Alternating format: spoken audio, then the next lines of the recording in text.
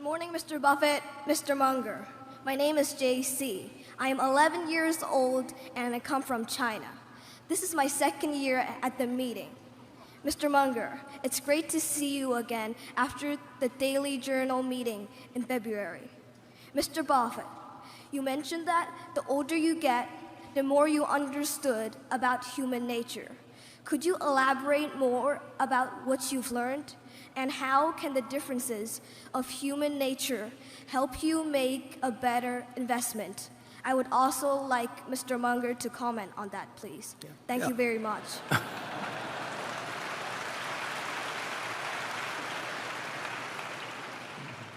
Well, you should wait for Charlie's answer because he's even older. He can tell you more about being old than I can even. It's absolutely true that virtually any yardstick you use, I'm going downhill.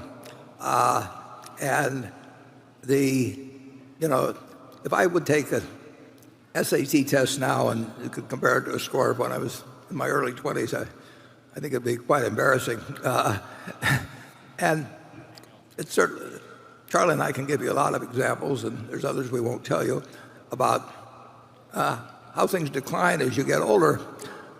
But I would say this: it's absolutely true, in my view, that you can and should understand human behavior better as you do get older. You just have more experience with it, and I don't think you can read. Charlie and I read every book we could on every subject we were interested in, when we were very young, and we learned an enormous amount just from studying the lives of other people. But I don't think you can really. I don't think you can get to be an expert on human behavior at all by reading books, no matter what your IQ is, no matter who the teacher is. And I think that you really do learn a lot about human behavior. Sometimes you have to learn it by having multiple experiences.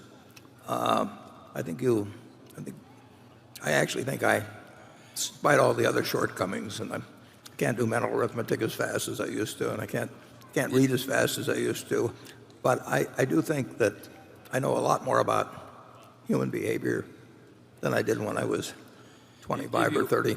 If you want one mantra, it comes from a Chinese gentleman who just died, Lee Kuan Yew, who was the greatest nation builder probably that ever lived in the history of the world.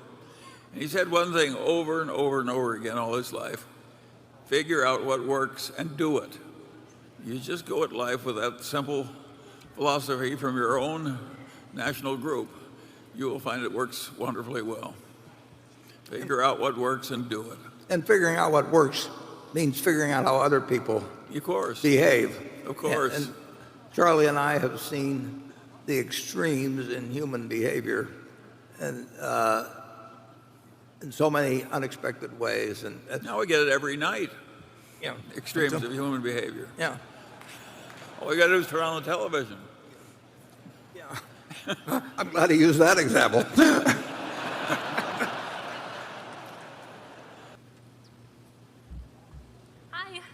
Hi, Warren. Hi, Charlie. My name is Carrie, and this is my daughter, Chloe. She's 11 weeks.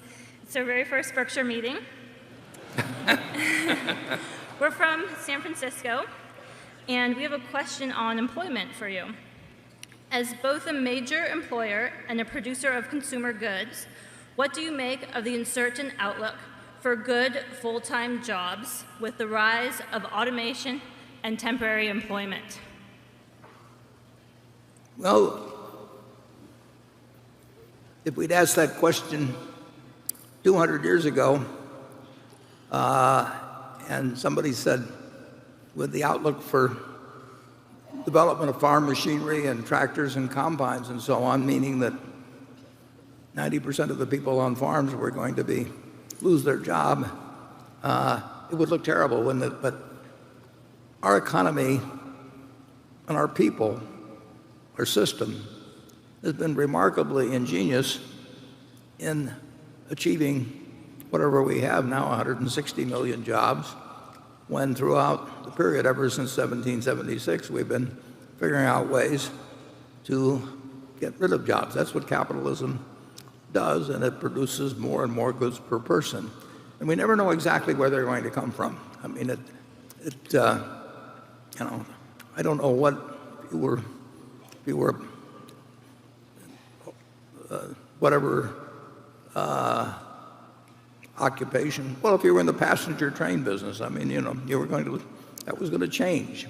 But we find ways in this economy to employ more and more people, and we've got now more people employed than ever in the history of the country, even though company after company, and particularly in heavy industry and that sort of thing, has been trying to figure out naturally how to get more productive all the time, which means churning out the same number of goods with fewer people or churning out more goods with the same number. That is capitalism. I don't think you need to worry about American ingenuity running out. I mean, you look at people in all kinds of businesses, and they like to make money, but they really like to be inventive. They like to do things, and this economy, it works. It will continue to work, and it'll be it's very tough in certain industries, and there will be dislocations. We won't be making as many horseshoes and that sort of thing when cars come along and all of that. But we do find ways now to employ whatever we're employing, 155, whatever it is, million people, and supporting a population of 330 million people. When we started with 4 million people, with 80% of the labor being employed on farms. So this system works, and it will continue to work. And I don't know what the next big thing will be. I do know there will be a next big thing. Charlie? Well, we want to shift the scut work to the robots to the extent we can. That's what we've been doing, as Warren said, for 200 years. Nobody wants to go back to being a blacksmith or scooping along the street picking up the horsemen or whatever the hell people used to do. We're glad to have that work eliminated. And a lot of this worry about the future comes from leftists who worry terribly that the people at the bottom of the economic pyramid have had a little stretch when the people at the top got ahead faster. That happened by accident because we were in so much trouble that we had to flood the world with money and drive interest rates down to zero. And of course that drove asset prices up and helped the rich. Nobody did that because they suddenly loved the rich. It was just an accident, and it will soon pass. We want to have all this productivity improvement, and we shouldn't worry a little about the fact that one class or another is a little ahead at one stretch. Charlie and I, we worked in a grocery store, and when people ordered a can of peas, we had ladders that we climbed up to reach the can of peas, and then we placed it in a folding box, and then we put it on a truck. And if you looked at the amount of food actually transferred between the producer and the person who consumed it, and the number of people involved in the transaction, it was, I don't know whether it was 1/3 or 1/4 or 1/5 as efficient as the best way now to get food delivered to you.